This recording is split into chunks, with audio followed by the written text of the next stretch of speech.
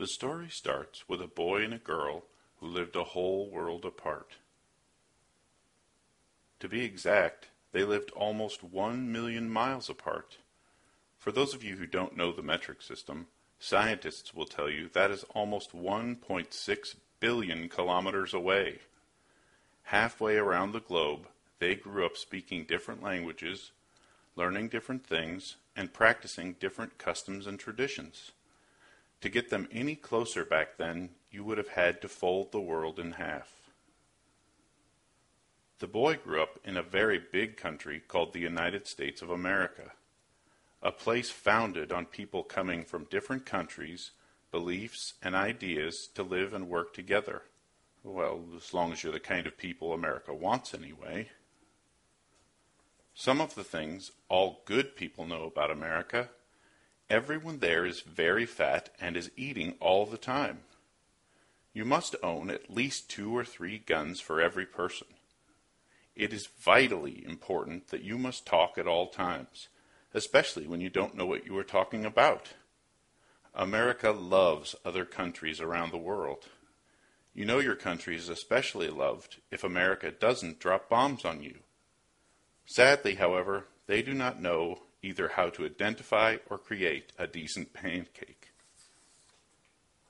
The girl grew up in a much smaller country in the frozen parts of the world. Although no one knows exactly how to find it on a map, most people love their chocolate and great watches. A few things people think they know about Sweden. Almost all their women wear bikinis all the time, even though it is usually frozen, as I mentioned, and there are packs of polar bears wandering the streets. Their diet consists of mainly fish that has been thoroughly rotten until it can be no more rotten. They just love to eat stinky old fish and must be convinced to eat anything else, unless you cover the anything else with small red berries. People drink vodka instead of drinking water. Perhaps this explains many of their customs, like wearing hats with horns, dancing under midnight sun, and a passionate love of taxation. Finally, the most important contribution to mankind Sweden has produced is the safety match.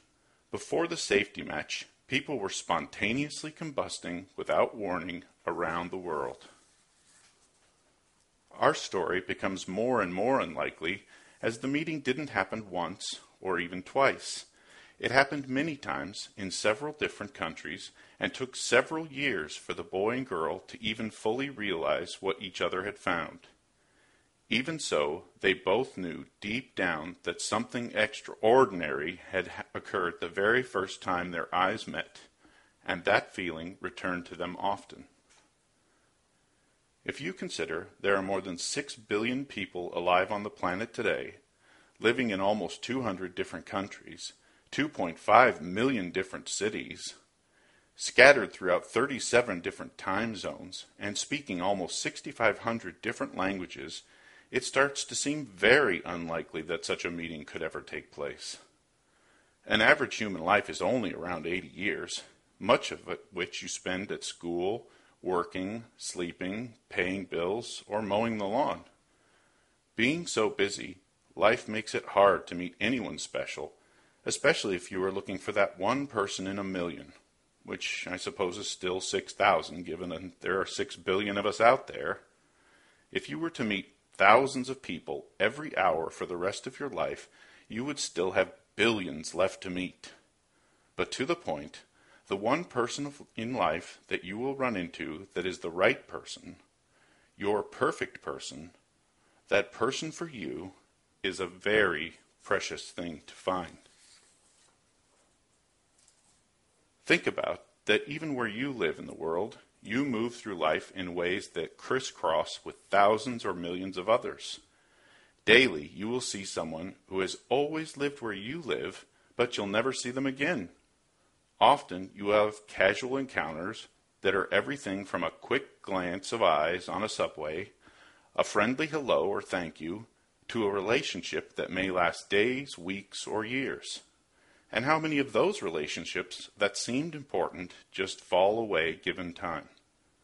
And even if you think you might have found that person, Will they truly be compatible over time? A similar age? Similar values and ideas? Like similar things? Funny? Or even fun to be with? There are still countless factors in time, space, and what some might call fate or intervention from above that can make finding that person so very unlikely. Imagine the millions of cells needing to orchestrate properly in your body all the time, the hundreds of thousands of decisions you make each day, and that this is true for all people who are alive today and all people who have ever lived, all that making decisions that affect you and your life today. The most routine life can zig and zag 1,000 times a day. What about disease, natural catastrophes, accidents that can all change how people do meet, that eventually do meet? What if your mom had a bad piece of licorice the first day she was supposed to meet your dad? Or if you hadn't gone to a company meeting? Or that you chose to become a librarian and your head was down in a pile of books when Mr. or Mrs. Wright walked on your side of the street after narrowly being missed getting hit by a double-decker bus? So many forces, from the unseen, uncontrollable spinning of electrons all the way to powers beyond our comprehension, must intersect for the meeting of that person, the person for you, to actually take place. Even if they've always lived next door and not in a life that exists only if you fold the world in half. This rare and wonderful event does happen, but it is more common in movies and stories than it is in real life. Most usually settle or assume what they have is really what you get in life. But all these powers collided, and the boy met the girl in exactly the right places and exactly the right time. Despite the odds, they found the most valuable gift life can give in each other. It was so obvious in so many ways that they were madly in love. Under a starry-filled night sky, high on a mountaintop overlooking the black waters of Spain, the boy asked the girl to walk through life together. They were married on a tiny ancient island where people from around the known world used to visit before the days of airplanes or even ships that crossed oceans. A place where men drink from the horns of bulls, breathe fire in the night, dance on cobblestone roads, and eat beasts roasted on spits across fire. Their wedding, that special day and night, were as perfect as the place, blessed with sacred family music, attended by peoples from across the globe, and kissed by the sky with a light mist. The boy and girl became man and woman. They have already lived in many places and in many different ways. They have traveled together and have seen more of the world than most of its 6 billion can even imagine. Skimming the Caribbean in a biplane, bathing outdoors in a tub full of orchids under the hot Thailand sunshine, throwing colored powder in the streets of India with laughing children in chase, eating the finest sushi with samurai in Japan, and diving hand in hand under the world's great oceans.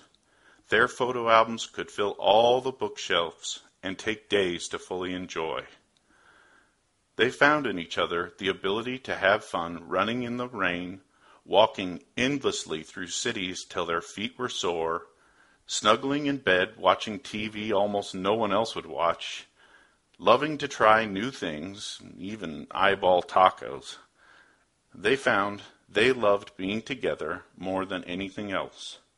Together, they were lucky to have the ability and the shared dreams to make any part of the world their own. It cannot be said that everything is ever perfect. Regrets, disappointments, and sadness follow every life. Being able to say sorry is so important, and often so hard. Being able to listen and hear is a most important ingredient. When things do go wrong, you must be patient and understanding. Pain is the greatest teacher, And when two people learn and grow together, even when they are apart, this wonderful gift can only get better. Togetherness is never something to take for granted, but all things are possible with this rare kind of love, the kind of love you give freely and without thought. This man and woman have already been guided through so much impossible or unlikely and done so much. They have found the gift most spend a lifetime searching and dreaming. But even without counting one more day in the future, every single moment they have already shared is nothing short of a lifetime of miracles that have already come true. He will always feel 10 feet tall when she looks at him in the way she only looks at him. And she will always blush when he looks at her and means with all of his heart, "You are the most beautiful woman in the world." For this man and woman and dog.